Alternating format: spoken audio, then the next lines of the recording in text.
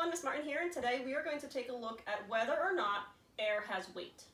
And then we'll talk about how that relates to plants and if they're getting the majority of their weight and their nutrients from the air itself. So what I've set up here is a balance beam. We have 3 balloons on one side and 3 balloons on the other. As I blew up the balloons, I used this string and I marked and I measured around each balloon to see if they're all the same size. If they weren't the same size, and I measured around the thickest part. If they weren't the same size, then I let a little bit of the air out. Okay, so right now, both sides are completely even.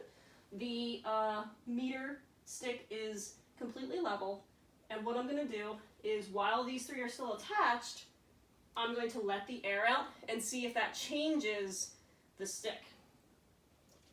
All right, so we'll try to do it slowly. So it's not slow. So that's 1 balloon down. And you can see the balloon's still attached.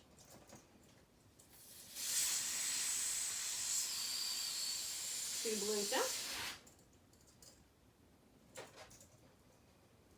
And last but not least, the green one.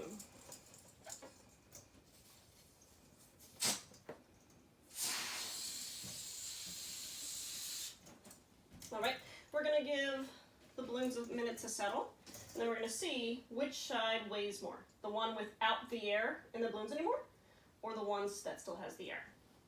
Adjust this because it kind of fell apart.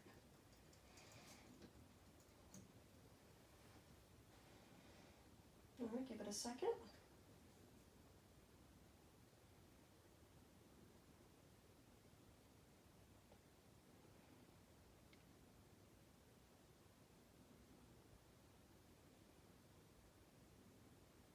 All right, and it stopped moving.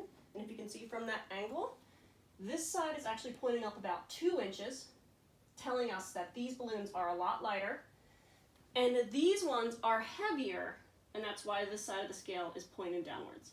So as we've seen, although air seems like it doesn't have weight, we can capture it, we can measure it, and it actually does have some weight. All right, thank you guys for joining me today.